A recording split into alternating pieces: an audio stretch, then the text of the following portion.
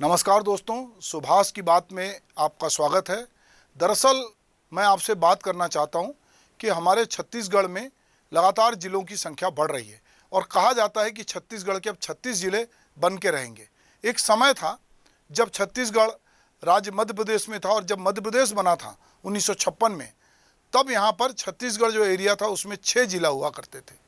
आज उनकी संख्या जो है 32 होने जा रही है और छत्तीसगढ़ में एक और नए जिले बनाने की घोषणा अभी हाल ही में की गई है। खैरागढ़ में उपचुनाव को लेकर रस्साकसी के माहौल के बीच मुख्यमंत्री भूपेश बघेल ने ये घोषणा की है कि जैसे ही वो खैरागढ़ का चुनाव जीतेंगे उसके 24 घंटे के भीतर वो नया जिला बन जाएगा। उन्होंने जब ये बात कही तो लगा कि उनने ऐसा दांव पटका है कि जो मतलब बीजेपी के लिए बहुत भारी पड़ रहा है।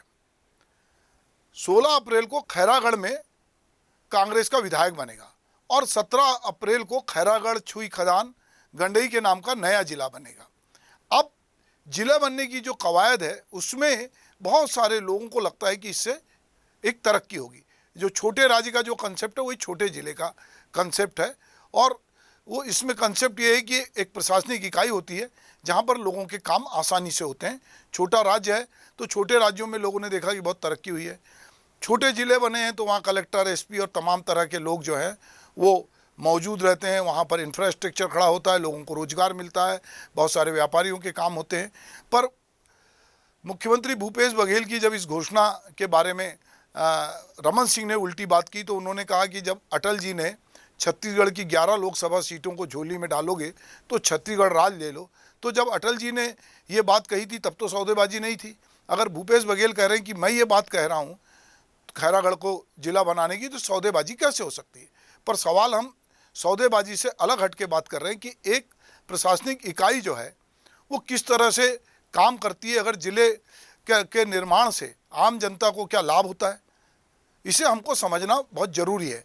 छोटे ज़िले और छोटे राज्य को लेकर एक सामान्य अवधारणा ये भी रही है कि इसमें विकास कार्य तेज़ी से होते हैं, लोग प्रशासन के बहुत नज़दीक पहुँचे हैं, लोगों की अप्रोच जो है शासन प्रशासन तक आसानी से होती है। और ये बात यदि हम छत्तीसगढ़ के बारे में देखें तो जो 2000 के पहले के छत्तीसगढ़ को जानते हैं और जो अब के छत्तीसगढ़ को जानते हैं तो जानते हैं कि पिछले 22 साल में छत्तीसगढ़ में बहुत सारे काम हुए हैं, बहुत सारा इंफ्रास्ट्रक्चर बना है और लोगों के लिए एक नया राजनीतिक मैदान भी यहाँ तैयार हुआ है। पर इसके साथ एक बात ये भी होती है कि जब कोई राज्य बनता है या कोई ज़िला बनता है तो जो ज़िला जब छोटा होता है तो वहाँ के नेता का भी एरिया छोटा होता है। राज्य जब छोटा होता है तो उसके नेता भी जो है वो छोटे होते हैं। पर बहुत सारे कस्बाई स्तर के जो नेता हैं वो निश्चित रूप से ज़िले के नेता बनेंगे और ज़िले के जो नेता वो राज्य के नेता बनते हैं। तो अलग अलग जगह जो है पार्टी का भी विस्तार होता है, प्रशासनिक इकाइयों का भी विस्तार होता है और प्रशासनिक खर्च भी बढ़ता है। तो अगर हम ये देखें कि हमारे साथ जो राज्य बने थे, चाहे वो उत्तराखंड हो, चाहे झारखंड हो या अभी तेलंगाना बना है, तो वहाँ पर जिस तरह की राजनीतिक स्थिरता होनी चाहिए वैसी वहाँ नहीं है। पर हम छत्तीसगढ़ की बात करें तो छत्तीसगढ़ में 15 साल भाजपा का राज रहा।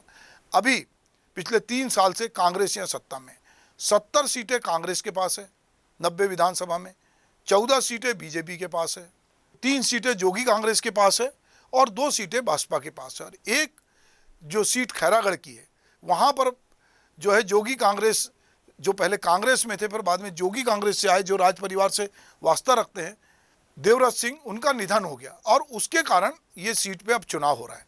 अब चूंकि ये चुनाव हो रहा है तो इसको एक प्रकार से सेमीफाइनल, क्योंकि इसके बाद 2 साल बाद छत्तीसगढ़ की विधानसभा का चुनाव होगा तो लोग इसको इस तरह से सेमीफाइनल के रूप में देखते हैं। अगर हम छत्तीसगढ़ के निर्माण की बात करें तो उस समय हमारे यहाँ 16 जिले थे 2000 में।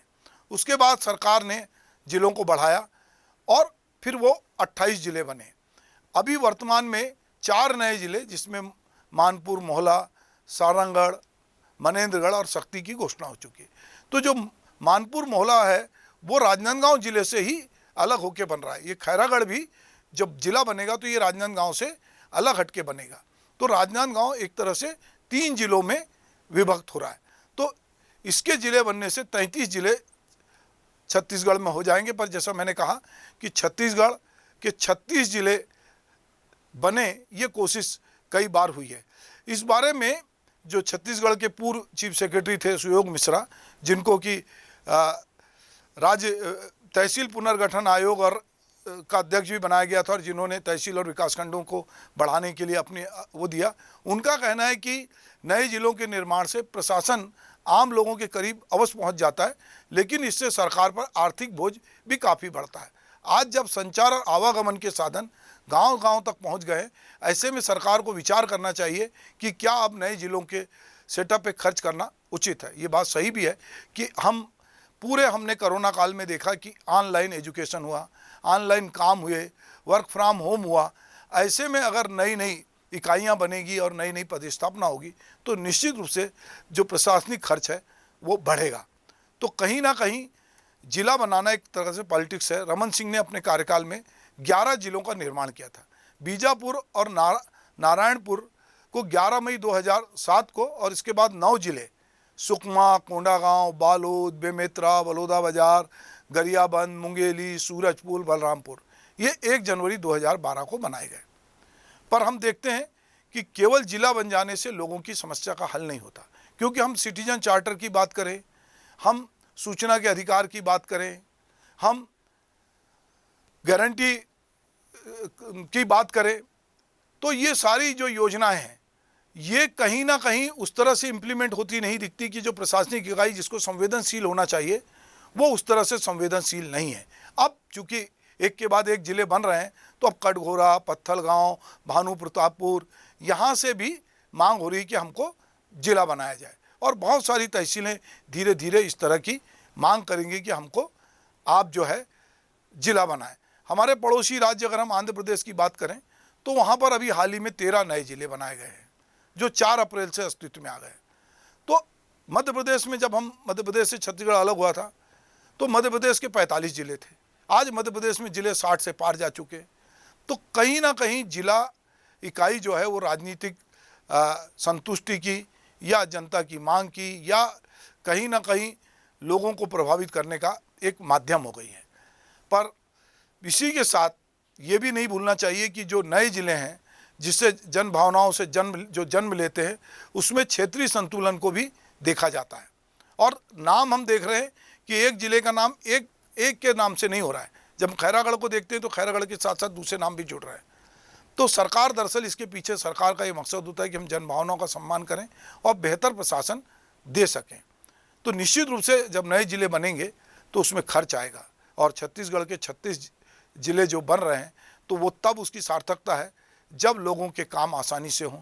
सरकार जिसके लिए कहा जाता है कि आपकी सरकार आपके द्वार या प्रशासन गांव की ओर, तो यदि प्रशासन सही में गांव की ओर जाएगा और प्रशासनिक काम से जनता को दूरी नहीं लगेगी और लगेगा कि उनका समय, पैसा और श्रम की बचत हो रही है, तो निश्चित रूप से लोग नए जिले की मांग करेंगे और जिले बढ़ते जाएंगे। इसमें कहीं कोई गुरेज नहीं है।